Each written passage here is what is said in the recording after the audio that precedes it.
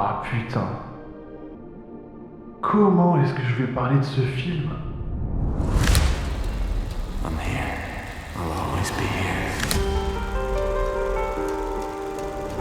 Salut tout le monde, dans cette nouvelle critique, on va revenir sur Retour à Silent Hill, le dernier film de Christophe Gans, sorti le 4 février 2026. Nous suivons James Sunderland, interprété par Jeremy Irvine, alors qu'il reçoit une lettre de Mary, son amour perdu, lui demandant de la retrouver à Silent Hill, là où ils se sont rencontrés. Déterminé à la retrouver, il découvre que la ville, autrefois pleine de vie, est aujourd'hui engloutie par les ténèbres et peuplée de monstrueuses créatures.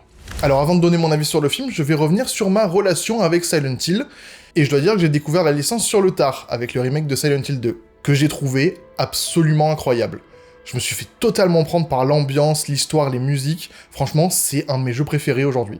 Et donc quand ils ont annoncé la sortie de Retour à Silent Hill, je me suis dit que c'était peut-être le bon moment pour enfin voir le premier film. Et c'était plutôt sympa, très fidèle à l'ambiance que j'aime tant, enfin jusqu'à la moitié du film. Après ils m'ont un petit peu perdu avec toute cette histoire de secte, parce que moi j'ai comme base que Silent Hill 2, donc la secte je trouvais que ça faisait un petit peu hors de propos, même si depuis j'ai appris que la saga tournait pas mal autour de ça, notamment avec l'ordre. Et pour ce deuxième volet, c'est un petit peu pareil, j'ai beaucoup aimé la première partie, et beaucoup moins la deuxième.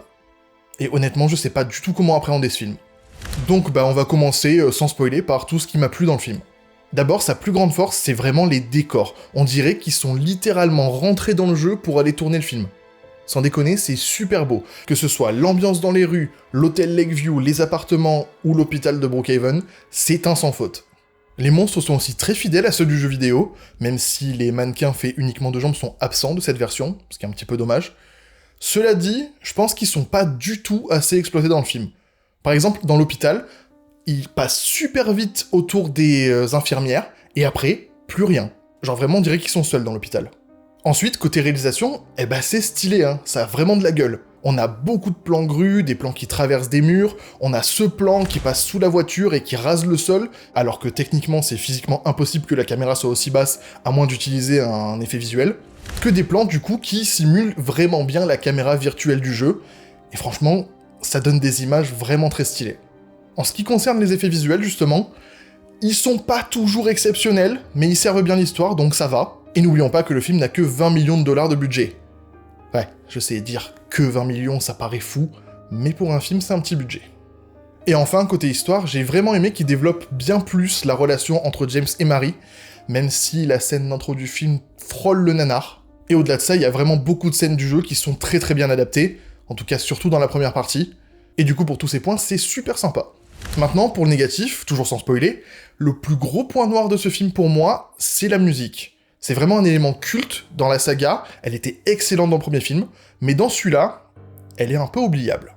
Pour moi, la plus stylée, c'est celle qui est utilisée pour le générique de fin, par exemple. Après, on a James, qui n'est pas vraiment James. Ils ont essayé d'en faire un espèce d'artiste émo torturé, mais on est assez loin du James du jeu vidéo. Dans le jeu, James, c'est un mec un petit peu lambda, qui est pas très émotif, un petit peu désensibilisé. On a quand même l'impression qu'il a une espèce de culpabilité d'exister qu'on comprend pas totalement au cours du jeu. Alors que dans le film, il est vachement plus émotif, bien plus sombre par moments, et en soi ça pose pas de problème, mais du coup en termes d'adaptation, on est un petit peu loin. Ensuite, ce qui m'a vraiment le plus déçu, c'est les personnages secondaires. Bon, pour Maria, c'était pas si mal au début, mais ils ont vraiment expédié son développement à la vitesse de la lumière. Par contre, pour Laura et Angela, elles sont vraiment là juste pour décorer. Mais je développerai ça un peu plus dans la partie spoiler. Ensuite, ils ont ajouté le personnage de la psy de James, et j'ai vraiment rien à dire sur ce personnage parce qu'il est inutile. Franchement, tu l'enlèves du film, c'est la même chose. Enfin, on nous introduit le personnage de Eddie, personnage qui est assez récurrent dans le jeu, mais il revient jamais. Genre sans déconner, si tu mets que sa scène d'introduction, le mets pas du tout dans le film. Surtout que du coup, dans la logique de ce scénario, sa présence est assez incohérente. Un autre point qui m'a assez déçu, c'est Pyramid Head. On le voit 2 fois dans le film, et c'est tout. Du coup, on comprend pas vraiment ce qu'il fait là, et la révélation autour de lui, sans trop spoiler, n'apporte rien du tout au récit. Pour terminer, les 15 dernières minutes du film donnent vraiment l'impression d'avoir été bâclées. On mélange plein de séquences du jeu vidéo sans trop de cohérence, et même si individuellement elles sont assez bien adaptées et retranscrites, mises bout à bout, on perd vraiment tout le sens et le poids qu'elles sont censées dégager. Et j'ai vraiment pas du tout aimé la toute fin du film, mais ça encore une fois on en reparlera dans la partie spoiler. D'ailleurs on y est à la partie spoiler, donc si vous n'avez pas vu le film, on se retrouve à ce timecode pour ma conclusion. Commençons avec ce qui m'a le plus déçu dans cette adaptation, le twist Marie, Laura, Angela sont la même personne et ne sont donc qu'une illusion dans l'esprit de James. En fait, ils leur ont donné le traitement Maria, sauf que Maria c'est vraiment une illusion de James. Dans le jeu, Laura et Angela sont de vraies personnes, aussi piégées dans Silent Hill. Sauf que ça crée plusieurs problèmes. Déjà, de 1, Laura n'est pas censée pouvoir voir les monstres. Parce que, ouais, si vous savez pas, dans Silent Hill, chaque personne qui se balade dans la ville la voit différemment. Pour Laura, c'est une ville abandonnée, et pour Angela, c'est une ville dans un incendie permanent. Ensuite, ça rend la présence d'Eddie assez étrange, dans le sens que si tout le monde est une illusion, on sait pas trop ce qu'il vient foutre là. Genre, qu'est-ce qu'il représente?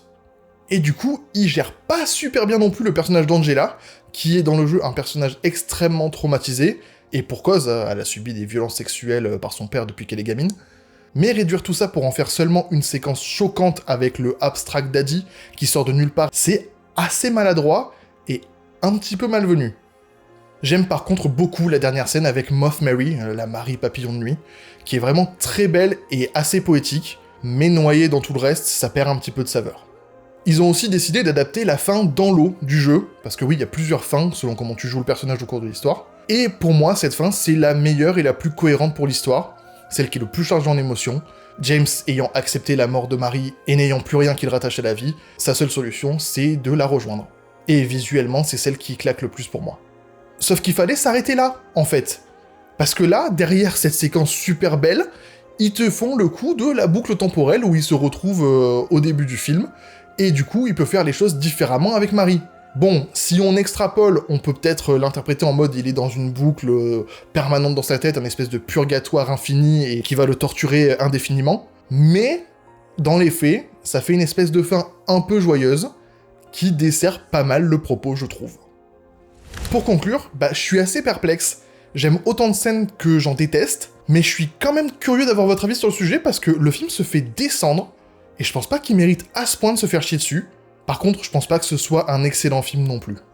Voilà, comme j'ai dit, n'hésitez pas à me dire en commentaire ce que vous avez pensé du film, et sinon n'hésitez pas à partager et liker cette vidéo si elle vous a plu, à vous abonner à ma chaîne et à rejoindre mes réseaux sociaux, tous les liens sont dans la description, et on se retrouve mercredi prochain à 18 h pour une nouvelle vidéo, c'était Rémi, à plus.